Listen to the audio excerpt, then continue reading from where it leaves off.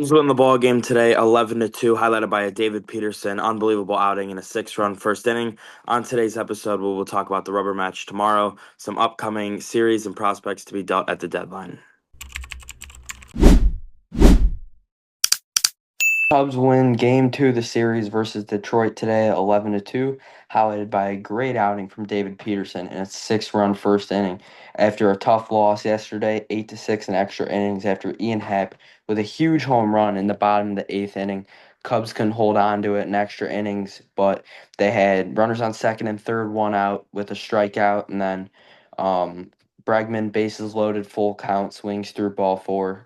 Should have been a win yesterday, but the Cubs handle business today and look to win the series and go 4-2 on the homestand tomorrow. So huge game, and Milwaukee loses today, so the Cubs do gain a game on them. But with their loss and Milwaukee's win yesterday, kind of evens out. So stays the same as the last time we talked to you guys. Ryan, what were your thoughts on these first two games of this Detroit series? Yesterday was tough. You really needed a win there, especially just say a kind of a bad approach, and then Bregman, pretty rough at bat. I mean, it worked at 3-0, took the next two, which I'm fine with, but you can't swing through ball four, especially to win a ball game. And then today, pretty stress free. Put up six in the first. I think we all knew it was going to be a win after that. So they're all right now. Go out, win a series. That's really all you should care about right now because you're in playoff position and everything. You're not trying to fight to get into the playoffs. So just take every series you can. Yeah, and today Framber Valdez has been known as an all-star in past years. Very solid left-handed pitcher, very reliable. And the Cubs tattooed him so good in the first inning, he didn't even make it out of the first inning. Um, he coming off of the All-Star break, he had a seven-inning, one-run outing against Athletics, and today he just didn't have it. It was just batting practice. Cubs bats really woke up. So we'll talk about the game yesterday. Game one of the series, Cubs lose 8-6. Should have been a win, 100%. Game started off with a delay. It was a 7:35 start.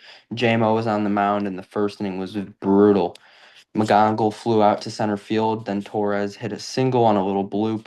Colt Keith hit one into the ivy for a double. Runners on second and third, and Riley Green came up and smoked a home run, 408 feet to right center field.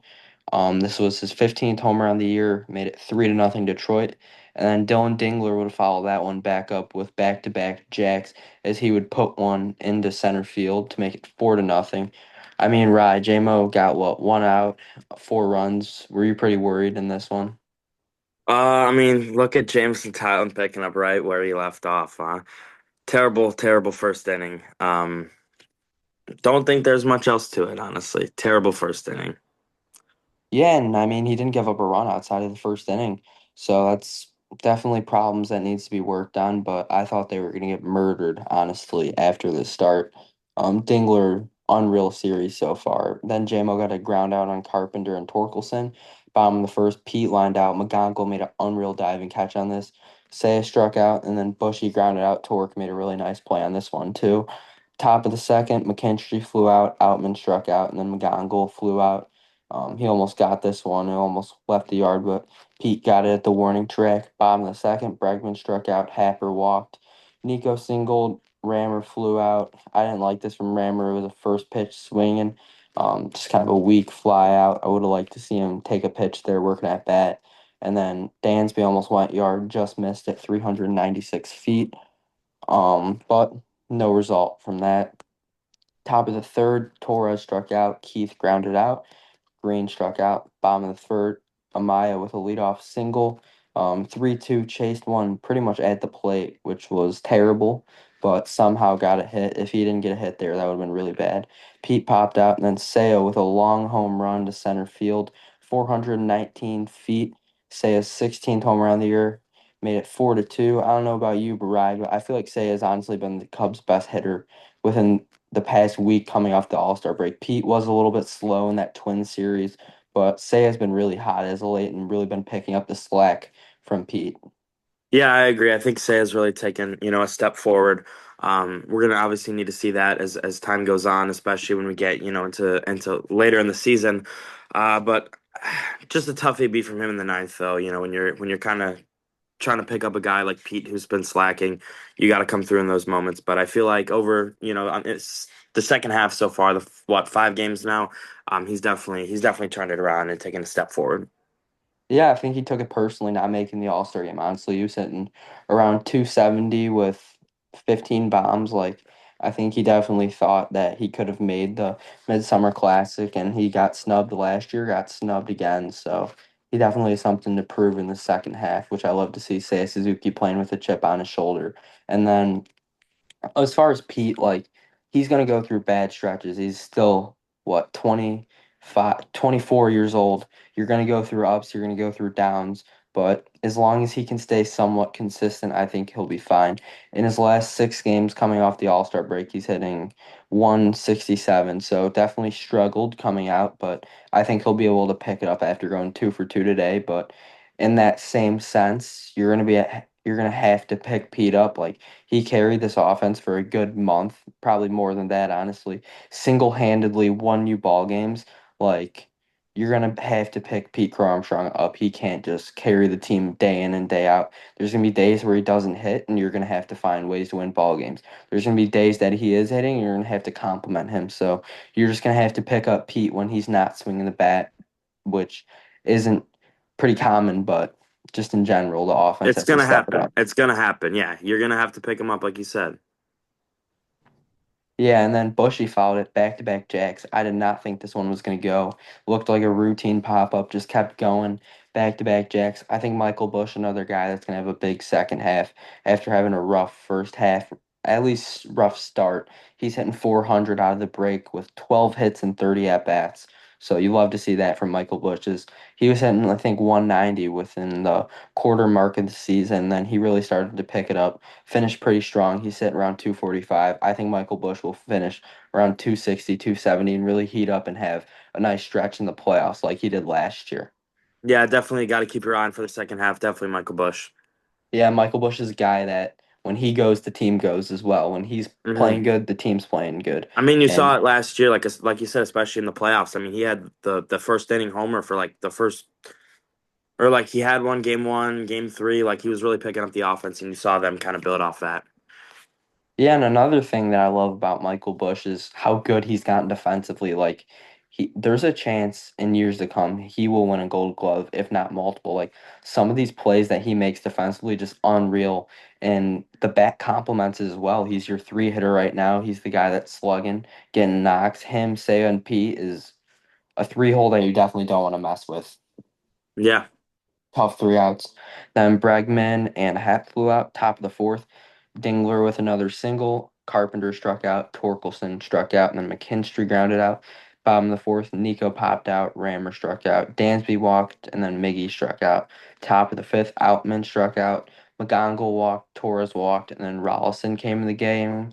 Hyu Lee came in to hit for Colt Keith. And then Lee smoked a single left field 107. So no one was able to score on that. So that loaded the bases. And then Riley Green grounded into a force out. Nice play from Michael Bush there, getting the out at home. That saved a run. Even though Amaya couldn't get the double play, I'd way rather play it safe than sorry. And then Dingler with a weak line out to Nico. Ryan Rollison does another really good job. He's done all of year. It's a really good pickup from Jed Hoyer. Rollison's had a big year, and he's a guy that can be trusted.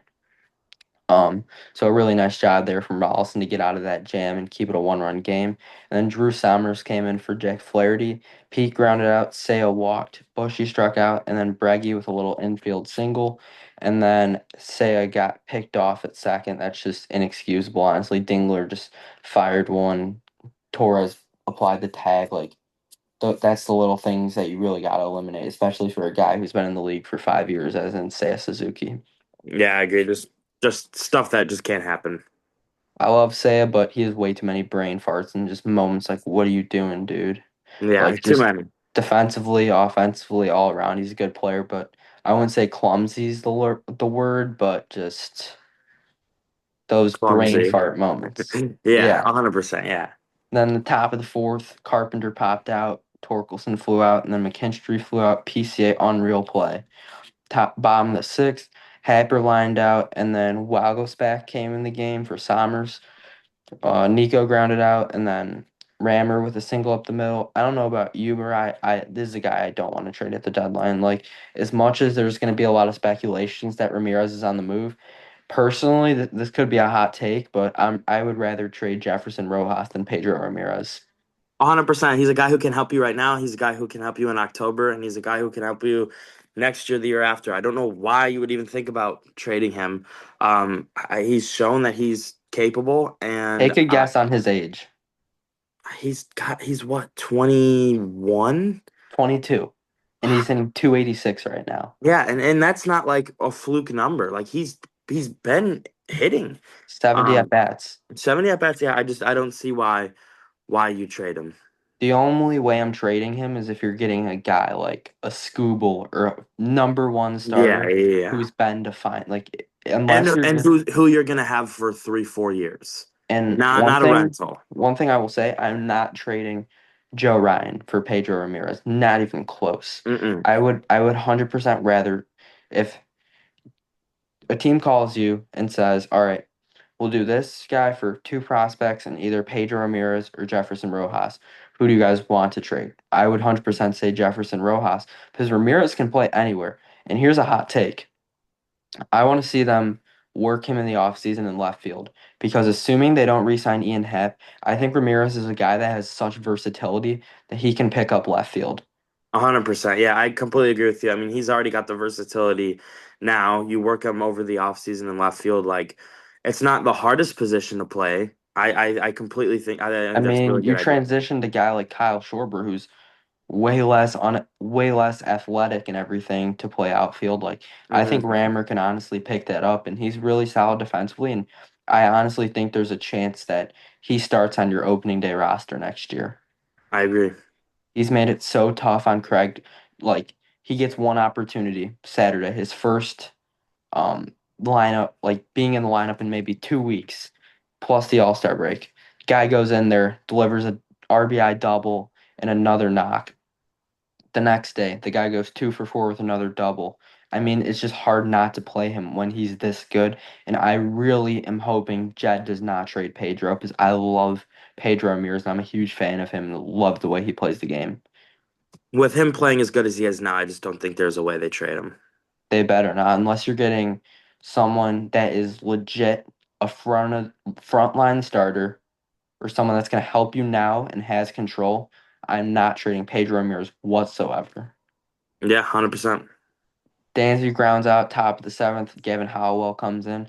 Outman flies out, and then McGonagall with a just weak ground ball to the opposite field, double. And then Torres with the single, runners on first and third. Howell, huge strikeout, and Hyu Lee. And then Thielbar comes in. A little bit risky, but gets the line out on Green. 1 run game. Amaya strikes out. Pete lines out, smoked this ball. And then Finnegan comes in for Suzuki. Suzuki grounds out.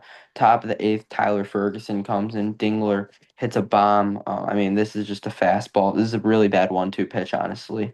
1-2 fastball right down the plate. Like, that's something you can't do. Like, I really don't mind Tyler Ferguson, but he gives up way too many home runs.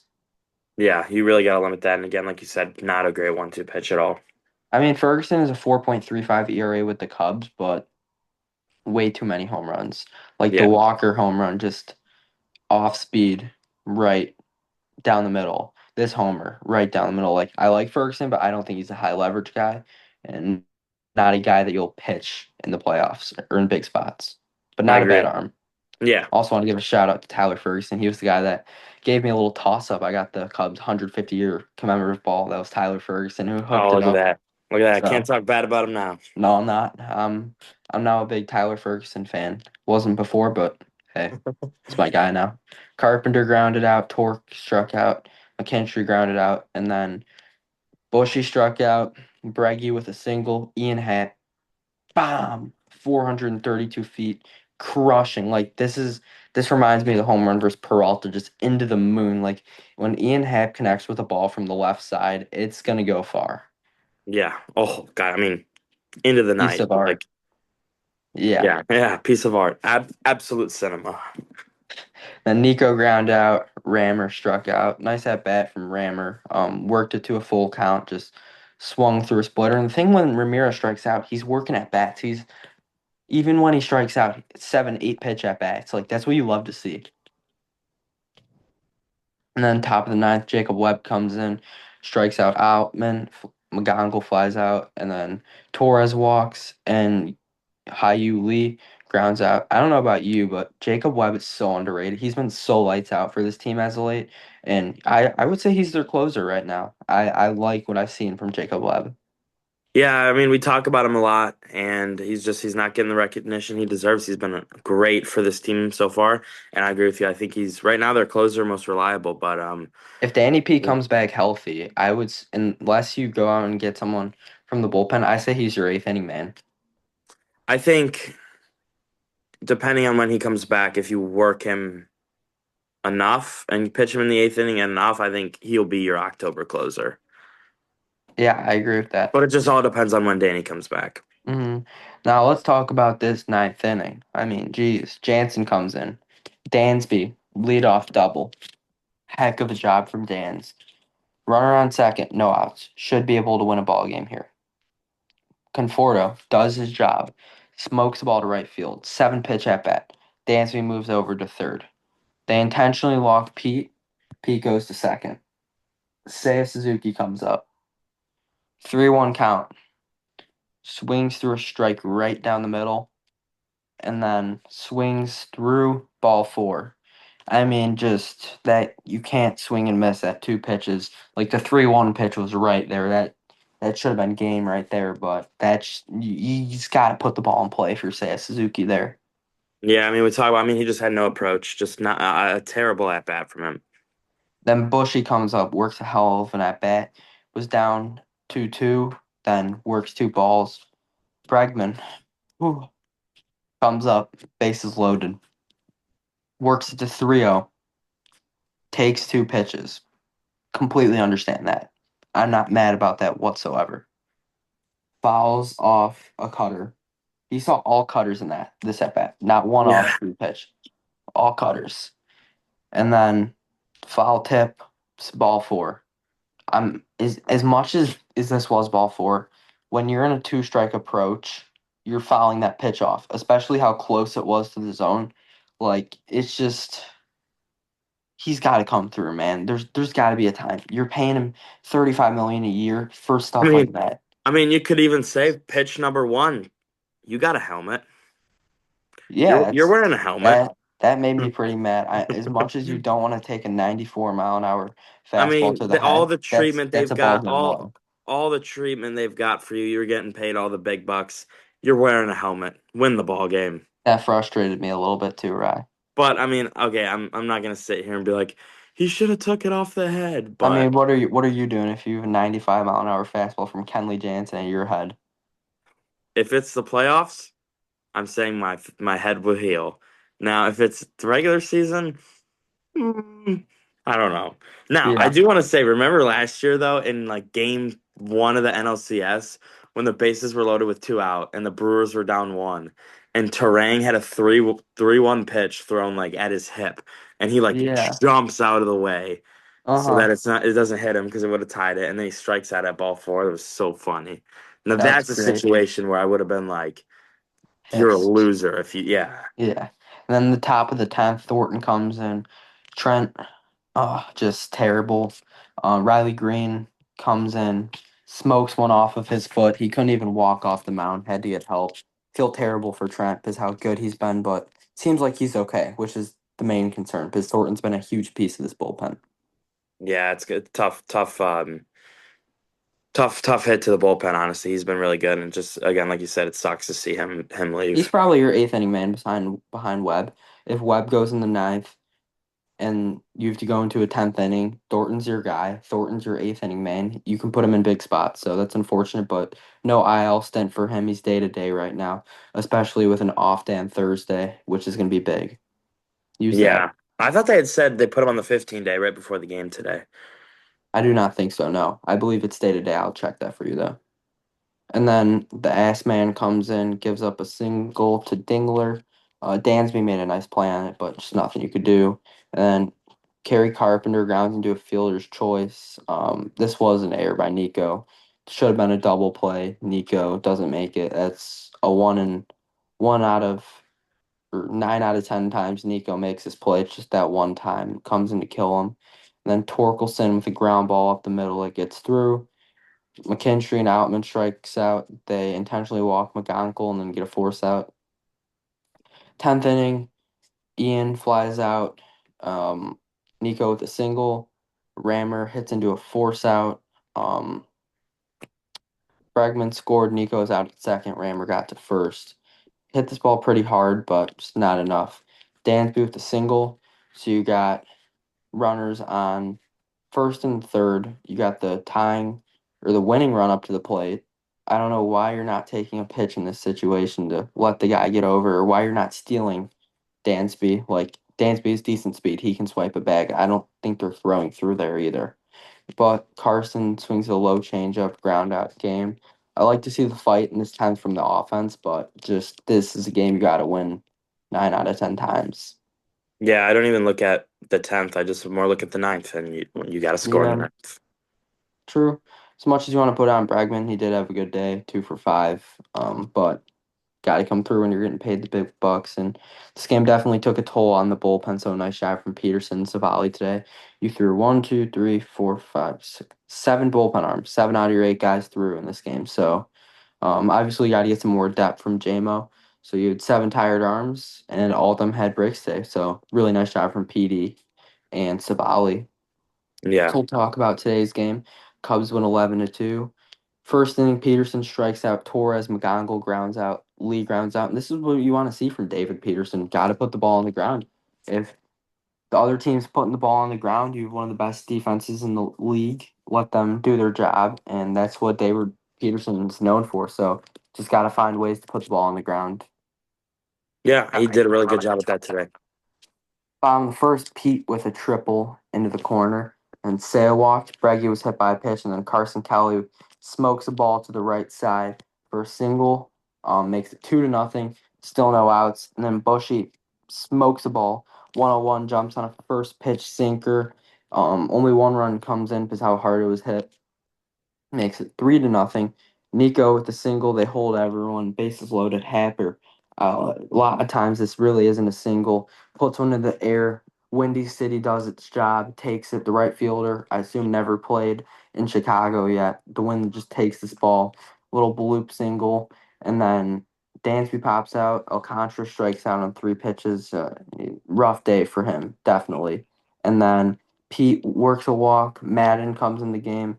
Madden comes in, walks Suzuki. Say with I think 3 walks today. Love to see that. And then Breggy flies out. Top of the second, Dingler with a single. This guy's been all over the ball all series. I'm the Cubs tomorrow. I'm not pitching to Dylan Dinglers. If Dylan Dingler's in the lineup tomorrow, I'm just walking him. There's no need for him to get anything to hit. And then Green flies out, Torkelson flies out, Vierling flies out. Bottom of the second, Kelly walks and gets the second on a wild pitch. Bushy strikes out, Nico pops out, Happer strikes out. Top of the third, Malgarari hits a single. Rogers grounds out. Torres flies out. Alcantara with a really nice diving play. Then McGonagall strikes out. Bottom of the third, Dansby walks, steals a bag. Alcantara strikes out. I don't know about you, Rye, but Alcantara looks nothing like big league ready. Saw 6 pitches today. Got sat down on all 6 of them. Just it really wasn't competitive. Yeah, he looks pretty rough, honestly. It sucks to say because we vouch for him so much, but um, yeah, he does not look big league ready right now. Not even that. If I'm Jed Hoyer, I'm selling him at the deadline because he needs to go somewhere where he can play day in and day out. Like send him to a team. Yeah, Like, yeah. Oh. Now that you say that, I'll jump in. Like Kevin Alcantara should 100% be the main trade target at the deadline right now. You shouldn't even be thinking about dishing Rammer. It should just 100% be Kevin Alcantara. yeah, like go get yourself a starting pitcher and a reliever. Like shoot, I mean, go get Freddie Peralta for Alcantara, and then maybe throw in like another minor league pitcher who's like what your 20th ranked prospect. You Yeah, think yeah, that yeah. gets the deal done, Alcantara and a pitching prospect or two for Peralta? Don't mind that one bit. I'd like that, but I just think you got to get rid of him at the deadline. I like Kevin. I think he has a good potential. Just too much swing and miss, and he's never going to play with the Cubs. I agree. Yeah. And then Pete with an RBI single makes it 7-0. Sale works his third walk of the day on his third at bat in 3 innings. And then Breggy pops out, Kelly strikes out. Top of the fourth, Lee flies out, Dingler grounds out, Green grounds out. Bottom of the fourth, Bushy strikes out, Nico lines out, Happer lines out. Top of the fifth, Torkelson grounds out, Vierling flies out, Mulgarari grounds out. Top of the fifth, Hannafy comes in, Dansby with a single, and then Conforto just so good off the bench. Change up right down the middle. First pitch, crushing his ninth home run of the year. I mean, shoot, I think he probably has 3 or 4 pinch hit home runs out of those 9. Just been so good off the bat, off the bench. Makes it 9-0. But Rod, here's my thing. I feel like at the deadline you need to go get a right-handed bench bat because Conforto he's your left-handed bench bat. But assuming Carson Kelly's catching the big games, I'm not putting Miguel Amaya in that spot. And then Ramirez is better from the left side, I would say. And he's good defensively and can run if you ship Alcantara. And then you have Justin Dean as your pinch runner. You have Ramirez who can do everything. Conforto versus righties. You have Justin Dean as your runner, and then your backup catcher Amaya probably not doing anything. If anything, you're hitting for Carson Kelly. Amaya is coming in as a defensive substitution. So Hmm. for that fifth spot, I think you need to go get a right-handed bench bat. I agree. Kind of like a Conforto-esque, just from the from the right-handed side. I agree with that because I mean, and I feel like over the past couple years, the Cubs have always been more lefty heavy with the bench bats. So, yeah, I 100% think they need that righty off the bench. You have 4 needs at the deadline, in my opinion. You have a top-of-the-line starter, a right-handed bench bat, a high-leverage left-handed reliever, and a high leverage right-handed reliever because you don't have a good lefty right now, if I'm being honest. I love Ryan Rollison, but he's not really a high leverage guy, I would say, in the postseason. And And Thielbar, yeah, Thielbar's been he's not off. himself. Yeah. You even tried bringing back Pomeranz, that didn't work. You got it. You know who I'm calling for? Adrian Morjan. He's a lefty on the pitch. Okay. Okay. He throws, I think, 100 to 102. He was lights out against the Cubs last year. I think that's your high leverage lefty I'm calling for because I think the Padres are selling. Honestly, I think Mason Miller is gone at the deadline. If I'm the Cubs, I'm calling for Miller, but if they're calling, I saw like packages today. It was Johnny Long, Owen Ayers, Pedro Ramirez, or no, not Ramirez. It was Jefferson Rojas, Owen Ayers, Jackson Wiggins, and Jonathan Long, which I'm 100% not doing. Yeah, a little too much. But I have a question. Now thinking about it, do you think Jonathan Long could be a right-handed bench bat? I honestly, I mean, I think if you're even thinking about that, he needs to come up in September to, get a feel for the game, get a month under his belt. But I mean, I wouldn't rule out the possibility. Personally, I was trying to think about that, but I'm going to get a guy who's solidified and has playoff at bats. And I you can agree. put a low I pressure. would. I'm not giving up anybody crazy. This isn't going to be a guy that's in the lineup. This is strictly going to be a guy in the eighth and ninth inning that's taking at bats. I need someone who's a proven good pinch hitter and has playoff experience because I feel like you don't really need a runner. Justin Dean might be faster than PCA. That's a really nice acquire from Hoyer. And then Rammer could be your utility guy on the bench, whether him or Conforto starting, no matter what your playoff lineup looks like. And then Conforto's versus righties. And then, like, that's the spot you need. So you got to go get someone on the right handed side. I agree. And for like a playoff run, you need a guy who's solidified, like you said. So I mean, don't rule out the possibility, but I would rather them go out and get somebody. Yeah. Don't worry, guys. We'll have some more deadline talk in the upcoming episodes, 100%. Hmm. Then Pete walked, Say grounded into a double play. Breggy grounded out, top of the sixth. Rogers grounded out. Torres struck out. McGonagall hit a single, and then Lee grounded into a fielder's choice. Bottom of the sixth, Kelly grounded out. Bushy struck out. Nico lined out. Top of the seventh, Dingler walked. Green struck out. Torkelson flew out. That'd be it for Peterson. Savali came in. Great job from David Peterson. 6.2 innings, 3 hits, no runs. Really nice job from Peterson. Best outing as a Cub yet. Yeah, he was locked on tonight. Besides that Cardinals outing, he's been very good. I think maybe 2 runs against the Brewers, 1 run against the Orioles, no runs against the Tigers. There's just that one really bad outing against the Cardinals, but Petey's been good so far. I like that pickup. Yeah, I agree. Vierling singled, Magari flew out, and then bottom of the seventh inning, McKinstry came in as the position player. Cubs were able to score 2 runs off him. Top of the eighth inning, Savali worked a 1-2-3 inning. Bottom of the eighth, I think Jake Rogers came in. Rammer, love to see it double, no matter what. If it's position player, that mean the guy hits. Bottom of the eighth inning, no runs there. Top of the ninth, Savali came in it, or was still in the game. Lee hit a single and then Dingler with another bomb. I mean, the guy cannot be stopped. He's been unreal this series. Coming off the All Star break, he's hitting 360 with 3 home runs, 9 hits, and 25 at bats. Don't pitch to him tomorrow. And then Outman grounded out, a little bit of trouble. Bases were loaded, and then McKinstry flew out, and that was the ball game. Cubs win 11-2. We'll take a look at tomorrow's preview. This game will not be on Marquee Sports Network for you Cubs fans.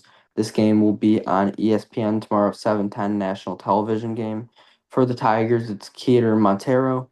The right-hander is 6-5 on the year with a 3.22 ERA, and for the Cubbies, it's Colin Ray. He's 7-6 with a 4.74 ERA. Rye, what are your preview for tomorrow and expectations?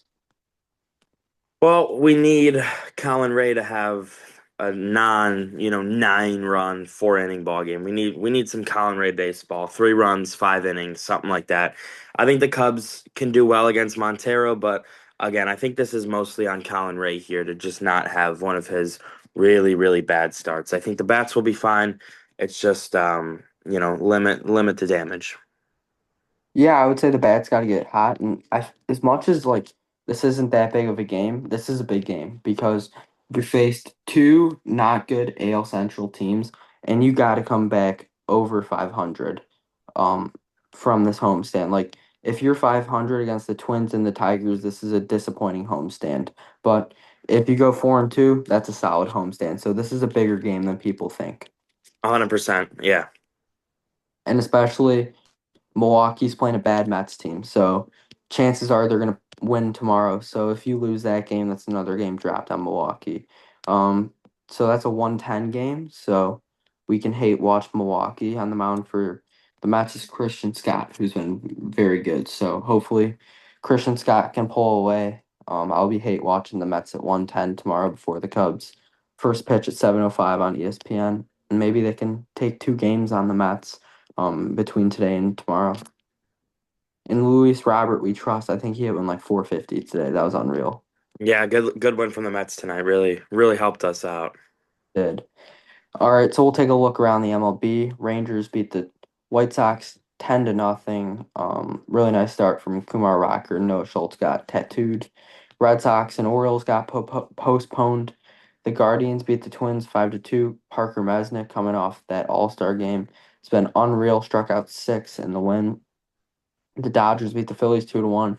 This has been a really exciting series to watch. I watched the game yesterday and saw some glimpses of it today. Really low scoring. It was a pitcher's duel between two of the best in the National League, Justin Roblewski and Zach Wheeler.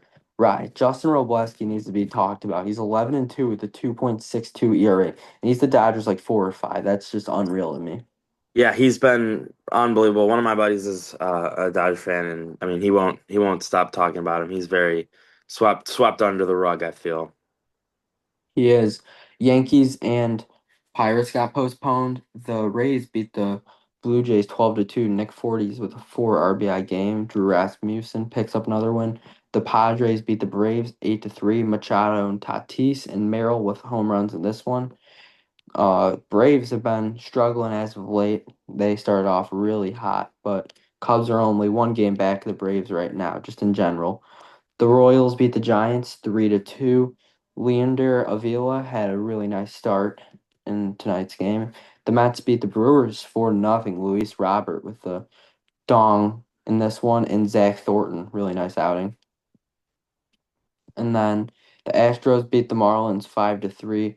Tatsuya Amaya with a really nice start. As he's had a rough years. He was a candidate I wanted the Cubs to sign. He's at like a 5.6 ERA right now. The Orioles beat the Nationals 8-7. Hunter Goodman with the go-ahead homer. I don't know about you, Rye, but I'm calling the Rockies to see the price on Hunter Goodman because he is unreal.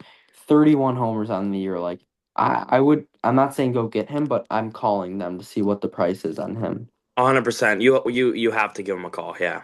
Because he could be your right-handed guy, and he's he could be your everyday catcher, honestly. I would assume Owen Ayers would have to be in that deal. So what would you do in that situation? Would you trust Owen Ayers or would you go get Hunter Goodman? Honestly, come back. I will decide in like 30 seconds. I'm gonna look up some stuff. Wait. Personally, I'm going to get Hunter Goodman because Goodman's had two unreal years. He's hit 31 home runs in the big leagues. And the So thing right is, now, he's so still right young now, too. so right now his contract is up after this year. That's what worries me. He's And 26 though. he's 26, but here's the thing. How many times have we seen the Cubs go get a guy, be like, "Oh, we can re-sign him and bring him back when their contract's up," and then they let him go. My worry Yeah. is that they're gonna get Goodman, he's gonna ball out, they're gonna give up Ayers and possibly more, and then not re-sign him. So that's my worry about it because I mean, bringing him would be great, and I would hope that they re-sign him, but there's no control or there's no guarantee that they're gonna even bring him back for another year. So that's just where I kind of hold up. Honestly, I think with the lockout next year, the Cubs need to go all in. So I'm going to get Hunter Goodman. I'm Bold taking it. move, That's a risk I'm willing to take. bold move. It is. And then the Cardinals lost to the Angels 5-1. Joe Dell with a homer. Love to see the Cardinals losing as they've been coming back down to earth. The D-backs beat the Athletics 6-5 in 10 innings. Arizona walked this one off. The Reds beat the Mariners 4-2. Chase Burns, unreal, 2-1, 12-1 on the year with a 2.42 ERA. Another great outing. So now we'll play MLB Pickle. Rye, who do you want to start off with here? Let's go, David Peterson. Really nice outing from Petey today. All right, here we go. David Peterson. All right, we got bats left-handed, so probably a lefty righty in the AL. We'll go AL West, lefty or lefty. Jaron Duran's a lefty righty. He's in the AL East. We could do that. It's not the Central. All right, not in the AL East, and he's not a lefty righty. So in the AL, not the This East, is lefty weird righty. because for throws, I put lefty, and it's not that, and it's not a righty. That's What? really, I don't know. My thing's glitching probably. All right, AL West, just bats left-handed. I'm just gonna go Trout, see if we get the team. All right, not that. It's really weird. Maybe Matt Bat. Who knows? All right, Astros, Jordan, bats lefty from the USA. Not Houston. He's 29 years old though. Ooh, Mariners, JP Crawford. Not the Mariners. So we got who is it not? It's not the Angels, not the Texas, Mariners. Texas. Corey Seager. Not Texas. Ooh. So who are we left with? Houston No, and Houston, Seattle, Texas. Oh, Athletics. oh, Lawrence okay. Butler. All right. He's a right fielder on the Athletics. Who's their right field? Don't they? Right. So whoever the other, I'm trying to think, besides Lawrence Butler. I'm trying Rooker. I know he DHs a lot, but speaking of that, it was a pretty funny injury the one guy got Which one? on the Athletics. Did you not see that? No. Oh, to get his nuggets fixed. Oh, I think I did see that. Oh no. Yeah. I mean, Wait, Rooker. wait, is he um in the US or no? Yes. I From don't the US. right. Right I field. don't. I might just Colby imagine it Tom is or no, Colby Thomas. because he doesn't hit lefty. It was Carlos Cortez. Ah, because he Wait, is switched he? throws. Yes, that's what it is. Oh my gosh. That's Wow, weird though. How are you going to be a right fielder and switch throw? that's really weird. Like, there's no point of that. No, that Carlos Cortez, it's a new guy I know now. Never heard of him. But like, I don't understand the point of switch throwing No, as an outfielder. no, Like, there is no point. All right, so now we'll play Immaculate Grid. All right, let's get this going. Nothing wants to load. All right, St. Louis and the Angels. St. Louis and San Diego. I feel like we should be able to get this. Mason Miller hasn't had a 30 save season. I was Ooh. going 30 save season Padres. First round pick from the Cardinals, JJ Weatherholt. And First round then pick from for the the Padres. Pirates, you could go Henry Davis. First round pick, 30 save season. I'm trying to think of these team ones.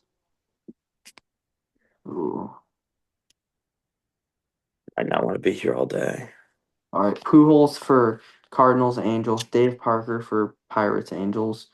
Ozzie Smith for St. Louis and San Diego, and then Brian Giles for Pittsburgh and San Diego, and then 30 save season on the Angels, Francisco Rodriguez, 30 save season on San Diego, Trevor Hoffman, first overall pick, 30 save season, Billy Wagner.